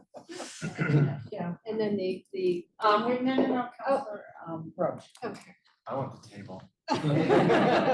We all want the table. Okay, You have the table. You then should have the Councilor table. Gordon. I just wanted to clarify, since we're reviewing for people who aren't familiar with BCOD, there are also no parking requirements in any BCOD No. or MRT. I think that's very important. There are.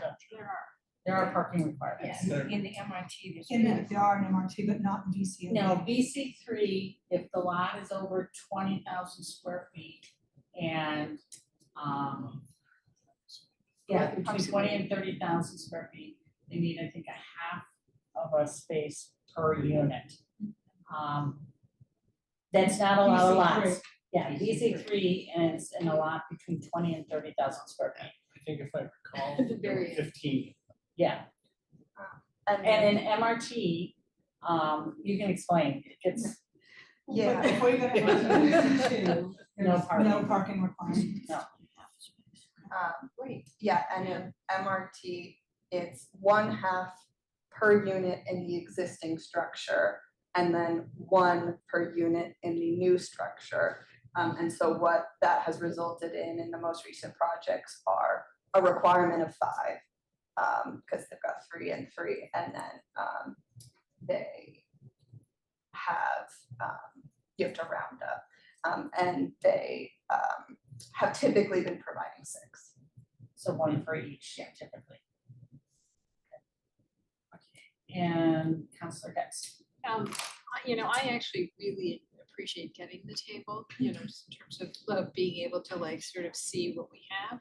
But, you know, I also think that I really like the idea of getting it in on the housing data page or someplace where then we have the ability to go straight to NewGov, see all the documents, see all, you know, that's really helpful.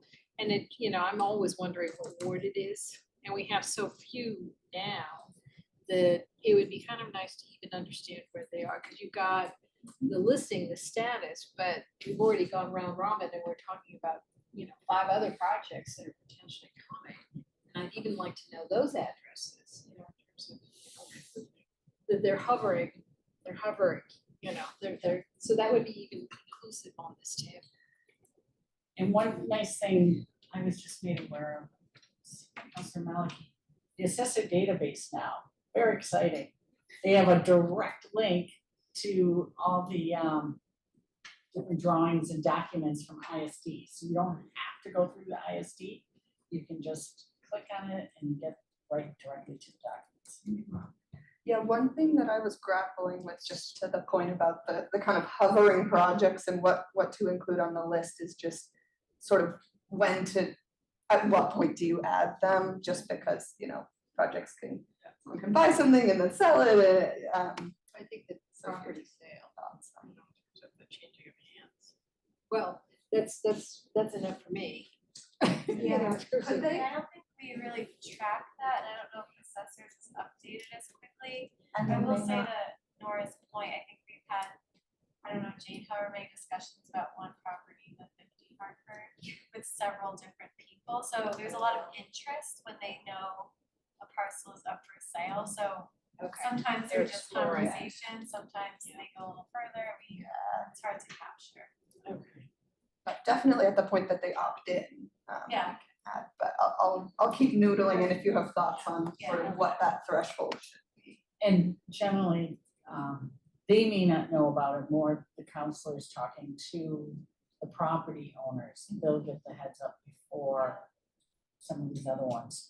And I have first Counselor Roach and then John. That's why I question for the group, did we get to a point where we have a strategy for addressing the gap on the carriage houses? Like, does that require a docket item? It's a docket, I've got a docket item to do it. So I don't, Is there whatever a council. discussion, is there a discussion item or, No, it's an You ordinance would- change. I think what you would do is have a discussion and possible amendment, and then we could get some feedback about what it is, because the gap is a gap, but it also may have collateral impacts that you want to understand, so that's why I wouldn't just go straight to an amendment. I, But it's been docketed, you know that, it's been docketed. That piece. Yeah, it's been docketed. Pays to read. So I have another clarifying question. Yeah. You talked about, I think you mentioned some dimensional requirements. Are there elevational requirements for and I'm asking these questions because I'm quite keen on preservation and adaptive reuse of existing buildings. And so are there elevation, or at least of their character and context, are there elevational requirements for floor to floors in BC 3 and 2 for first and second, for the first and second floor in BC 3 and 2? Yes. So what are the floor to floor requirements? Someone spewed them out, 15 on the first floor? Yeah, and I think It's- 13, Yeah, 13 it's on all in the the other ones. table. Okay. ACOD. So my sense of it as an architect is that creates a challenge to adaptive reuse. Because if you had an existing building that was not 15 feet. Someone else speak to this, please. Yeah. That actually is something that just came to my attention with a project where they were hoping to, it was a BC3 project, the one on Washington Street that's coming through. They haven't had a formal DRT, but they've been, I think, speaking with some counselors. And they had hoped to preserve the facade of that ground floor because it was, in great condition and well liked. And that dimension actually was the obstacle that led them to decide to construct fully. Do you know how high that first floor was? I think it was pretty close, but I'd have to double check. Pretty close to the requirement, but just not quite there. And I think Councilor gets that. Okay. Yeah, Councilor well, the Jackson. one, you can do a couple of different things. You can actually keep the facade and then you can, literally it's the face, but you can actually then increase right behind it. And some places have done this and there are mixed feelings about whether or not this is really in fact historic preservation. But remember, we opted out of using the adaptive reuse for BC2 and BC3. So it's not even an option. I think he's saying he'd like to make it an option. Oh. It would be nice to be able to I would preserve love that. to. I would love to. In fact, And- I and- originally wanted that. Fenestration and facade misalignment and floor to floor misalignment becomes a real challenge when you're trying to build a new building behind an existing facade that's code compliant and trying to line up the windows and that kind of thing. So if my sense is that if buildings in BC3 and BC2 were allowed to use the floor to floors of the existing building, at least for their first floor or two, then you would have more preservation, or you would encourage or enable more preservation. Yeah, I don't see I'm still here. That's another docket Is the item. problem, Get ready. Got it. just out of curiosity, was the problem in that structure that the first floor was too tall or too short? I would have to double check, I believe too short. I think too short. Yes. Okay. It's not, Wait, existing is too short because we don't have a minimum for the first floor. We have a maximum for the first floor. So it sounds like that the building was too tall. And they're a year and a half away from doing anything. They first have to get rid of the tenants, and that's still another year, and then demo and stuff. So this is something, you know, if we want to do it, something we could dock it. If we want to, you know, keep that facade of the existing building, because that would be done before they would, you know, demo the building. Yeah, I think. Oh, it is a minimum? Minimum. Yeah, It's a I big think deal. that's what Yeah, Council wow. Hammond would like to fix. Oh, Yeah. wow. I can document something. Yeah. That, I'd Yeah. love to look at that. Yeah, but now, Oh, okay, yeah, Councilor So, Baker. part of the reason for this discussion is just to have background, but issues are emerging that sound like action items at some point. I guess the question to the department is, again, as you work through these, if you're running up against something that does seem not consistent with the objective of the ordinance and could be a relatively simple fix, then let's understand what that is. But I would rather people not just docket something without understanding what the impacts are. As part of the balancing act that we did in all of this was to say we want to provide additional opportunity for the property owner, but there are other people who live next door, and so we want to make sure that their interests are protected at the same time. That's always a challenge. But that's how I would, before you docket something, I would consult. We have a running spreadsheet of ranging, you know, cleanup type things that we're having. And you may come in with, you know, 3 or 4 at once, just as a way of trying to deal with this issue. Yeah, I like to see the one where we allow business in the upper floors. I hope to see that sooner than later. Okay, Councilor. I was just gonna say that it was the end of the last term when Mr. Lamel gave us a summary of the things that you'd like to see change in, was it, I think, was it just MRT? I think it was. Yeah, I think most have come up to MRT just because that's Yeah. how, that's the project. we've So been those, doing. there were 5 things, I think, and I docketed some of them, not all of them.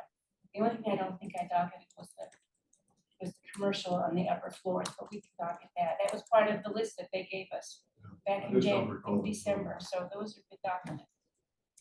They're there, they're on the. Yeah, and they came from the planning department, so. Can I just suggest, if yes, you can. Jane Oh, the director. when you're at the desk and you hear all these things, right? I guess they wend their way into their list of things for cleanup. That's good. Because you have such valuable information. I hope that, yeah, it's great. Thank you for that.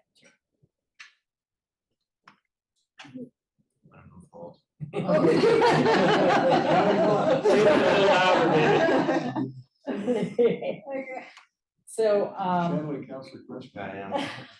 okay, all those in favor of hold, say aye. Aye. Any opposed? Any abstentions? No, so the motion passes with hold 8-0. Thank you, man. Oh, and this meeting is adjourned We've done it. at 8:58. Yeah. Okay, were we counting you out? Thank you. You were like. No, you're he already done. got the table. He's all set. No, we started getting other things. I was like, all right, I know. that's one thing. The tangents, yes, yeah. I was actually, and it just got me thinking, like, Right. that started. Yeah.